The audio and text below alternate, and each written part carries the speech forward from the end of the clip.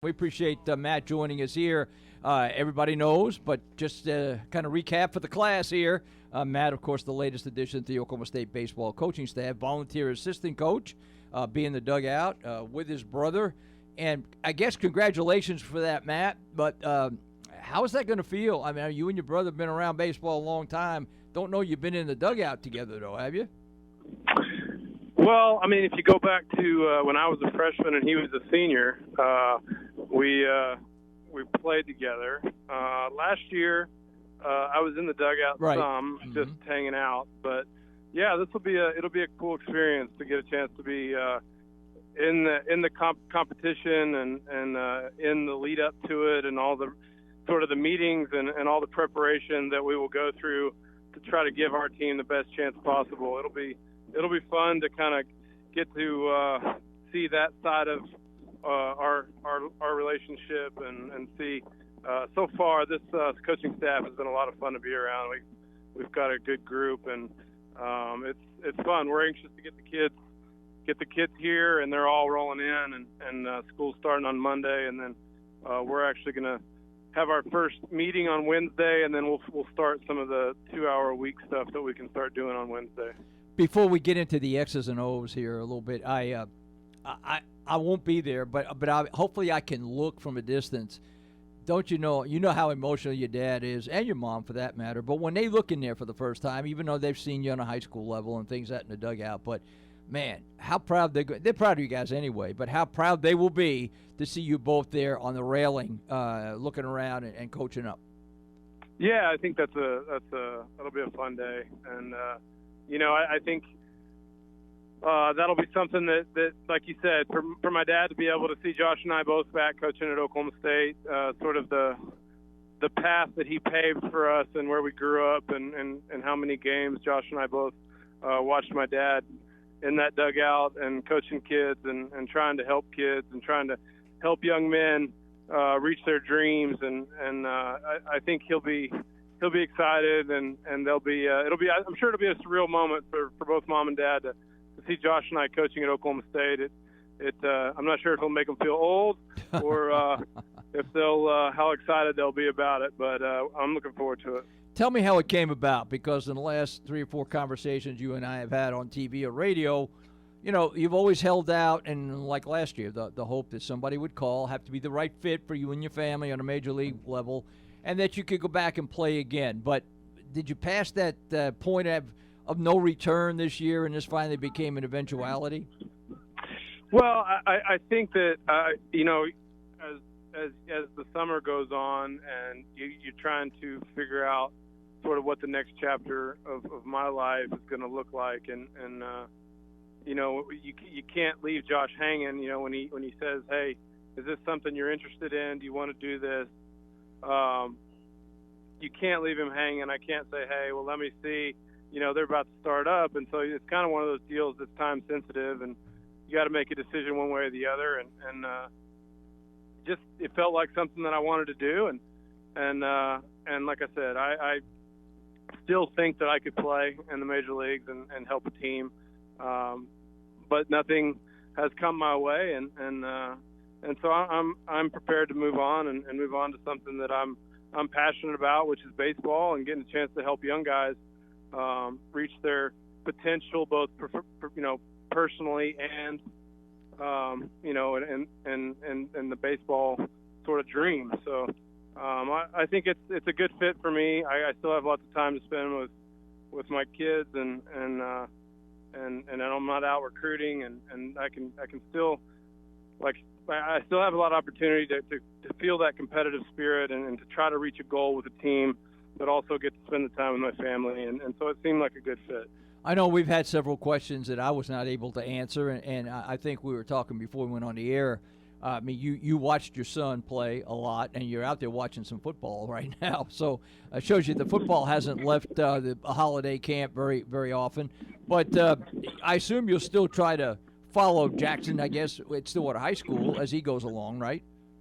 Oh, for sure. I think that, like you said, having your brother as your boss, and I think he knows how important watching the boys my family is to me, that he will give me flexibility to sneak away and go and make sure that I can see and watch and be a part of their careers and what their dreams are and what they're chasing athletically. And so it's going to be, I think it's a good situation. And yes, I'll be at as many of Jackson and Ethan's and Grayson and Reed's activities as I possibly can. So like I said, the volunteer job is a good opportunity for me because there's not a ton of travel outside of the season and outside of the games. There's not a ton of travel recruiting, and so I get a chance to especially in the summers, to kind of be and go to tournaments and watch them do their thing.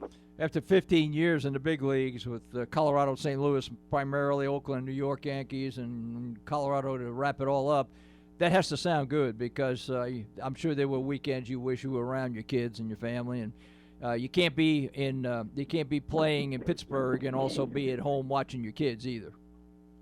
Yeah, I mean that's a lot of the stuff that you miss. You know, there's times when you are, like you said, on the road and you're missing things you wish you could be at, and I think that I'm super grateful for having the job that I had, and being a professional baseball player was a huge blessing and tons of fun and something that I enjoyed immensely, especially since my passion and love for the game of baseball. To get a chance to play in the major leagues for 15 years and experience World Series and All-Star games and do a lot of the things that I've been blessed to do. You do miss some stuff, but I'm only 39 and my kids are getting to a really fun age athletically, so I think there's give and take, obviously, with the job, but it's been a huge blessing, and now I'm getting to kind of catch up on some things that I missed out on. But like I said, I'm grateful for my time and grateful for the opportunity to help other guys reach their opportunities. You were not in an official capacity last year, but occasionally one of the kids would ask you about this or that, hitting and what you saw, what you think you need to see. Now it's an official capacity. I'm wondering, Matt, I want to take you back to a couple of conversations we had on the TV side one time, and I'm paraphrasing here, but you basically said, yeah, videos are good, but I'm a kind of guy that's got to see the pitcher in the box. I got to figure out what he's trying to get me out and how I'm going to counterattack that. Now, college in Oklahoma State, we rely on video a lot. How are you going to – will you incorporate that, or how would you go about making that adaptation?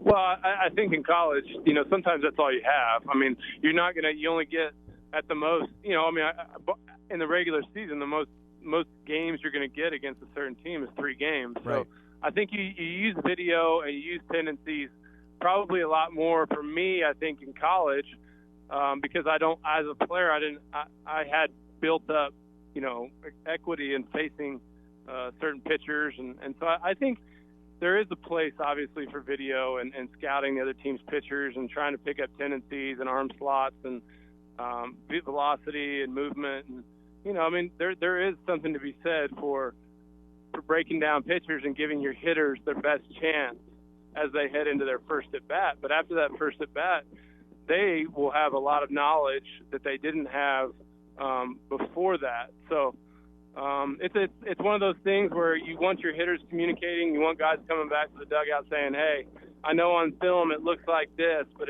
here's what I saw. And that's part of teaching guys to communicate, teaching hitters to talk to each other. And so there's a lot of elements that go into that, and how many times you get to face guys, and so you wind up in the Big 12 tournament, and it's the guy you face in the regular season. We have a much better idea and scouting report of what that guy features, but you just, a lot of times during the regular season, you don't have that. And so you rely on your players to tell you what they see and how we can, counteract that. How do you look at today's game with all the strikeouts and all levels of society, all levels of not society, all levels of baseball, and a lot of that has to do with the great arms on all levels of baseball. But yeah, I mean, I think how do you it's look a at that? two-part question. I mean, or a two-part answer. I think you have to give credit to the velocity of the pitchers. The average major league velocity continues to rise up into the 94 range, which trickles down to college, which I don't have the numbers, in front of me, but I'm sure the velocity, average fastball velocity in the Power 5 conferences continues to rise. And I also think that you see starting pitchers, you don't get a chance to face them that third time through the lineup. Mm-hmm. So you face the guy twice, and then here comes two specialists for your third and fourth at bat. You're facing relievers that are a lot of times in there to get right-hand hitters out or get left-hand hitters out. So I think that that's part of it. I think that there's also an element of guys are sold out to hit the home run. I think there's guys that are looking to pull the ball. They're looking to get a little bit, for me, their front side flies open a little too often, and they lose their head, and they lose the sight of the breaking ball down and away, and it causes them to be pretty one side of the plate dominated. They can handle pitches on one side of the plate to where, for me, my goal was always to be able to cover the middle of both sides. I mean, you're not going to cover the edge. You're not going to cover the edge per se on both sides of the plate, but you can cover big chunks of the middle of the plate and both sides. And I think that a lot of hitters in the modern day right now are one-sided hitters, and they're exposed. They get exposed to breaking balls and fastballs up in the zone. You are a laid-back guy, but I would think the kids would relate to you in that it's what you say, and you're not going to just berate them one way or the other. But give us an idea what kind of a coach you're going to be, because to be honest with you, I've never seen you in this kind of a role before, even though you've been kind of in an advisory role.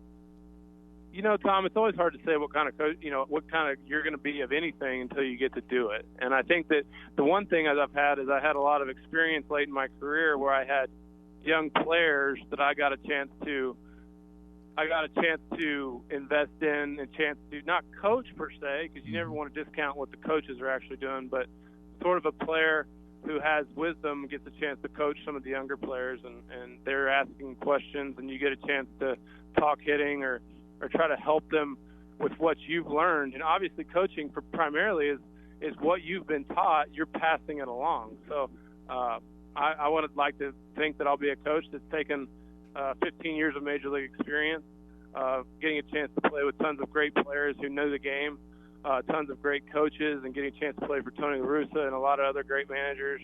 And I think my job as a coach is to take all those things and pass them down to younger players, and that'll be my goal, is to offer them what I've been offered, and offer them things that I think can help them and as they progress in their college career and then hopefully on into their pro career. But as far as how the message will be passed along, I like to just, I'm not, like you said, I'm not quite sure how that's going to look, but I'm pretty even keel, and I like to hear what they're thinking. I like to hear what kids, they got to this point. I want to know why they think they got to this point, why they think they're doing what they're doing. And I like to ask them a lot of questions and find out what they're thinking and why they're thinking it before I try to give them, sort of my stuff. And so that's one thing that I think that is kind of an angle that I like. Last two things I was going to ask about how the kids last year, again, you were not in official capacity. However, they come up and ask you this and that. You think the kids will see you now as one of the coaches that really can help me become a better player, or will they relate back, this is Matt Holliday, used to play in the big leagues, or will it be a combination of both maybe? Well, that's my job. My job is to make them feel like I'm there for them, and I'm available, and I'm just a normal, guy that's here to help coach and build relationships, get to know them, build their trust, let them know who I am as a person and what's important to me, and get them my family and get them to know my family. And I think over time they feel more comfortable with you as a person and not anything that you've done or what they've ever heard or seen. And so, my job is as a coach or as a mentor is to get to know them, and then once you build relationships, I think people are more willing to listen to your opinion on what can help them.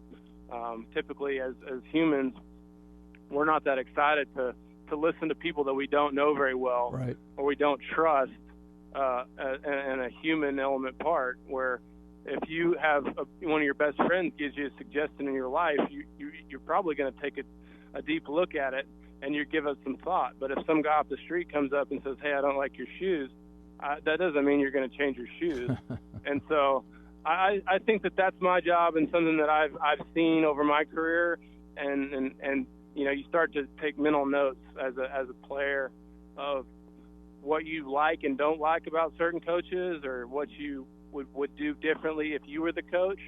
And so hopefully I've gathered enough information along those years that I've got a pretty good idea of how I want to do that. And that's what I would say. I would say I'm going to try to build relationships with these kids so that they trust me, and then they'll be much more eager to listen when I have something to say that I think can help them, that might be a change. And it hadn't been officially determined yet, but I can add 1 and 1 and get to 3 and 4. You're going to be on the field somewhere coaching when Cowboys are at bat, and probably over at first base. That'll be a different perspective for you. Yeah, I mean, this whole thing's a different perspective. So, I think it's good. Josh and I are very in sync on our hitting philosophies and what we think about hitting, and I'm just excited to get around these kids. They're starting to show up. It's kind of an exciting time around town and around the university, around the athletic department, where you see this energy and these young guys are showing up, and there's a glisten in their eye and an excitement to kind of get things going, even though it's fall practice. I'm excited we want to make it competitive. We want to make it fun. I think that it's going to be hot, but we're going to do our best to try to make it where these guys are having fun and getting better. And so I think that it's like you said, it's a new experience, but the cool thing is that we've got a ton of experience on staff, and we've got a great staff, and it's a group of people that gets along really well, and we're looking forward to getting out there and coaching together. I'll let you get back there. You have not drifted too far away from the gridiron, have you? So you're at football practice right now. So. Well, my 12-year-old is giving it a go this year. So he's out here at the junior high, and they're doing a little bit of 7-on-7 stuff, and he's throwing the football around a little bit and looks pretty good. So. Well, good. We might have a quarterback of the future on our hands. Well, the apple doesn't fall too far from the tree usually, so he can look at his dad. His dad was a pretty good quarterback himself. Hey, listen, I appreciate your time, bud, and we'll be catching up with you here as we go along. But again, congratulations. You'd be a great addition to this staff. I appreciate it, Tom. Always good talking to you. All right, say thanks, buddy. That's Matt Holliday, and don't you know? I mean, just listening to him, what he'll bring to this team. And the kids will have a tremendous resource, Jordan, I would think, to go to on a daily basis.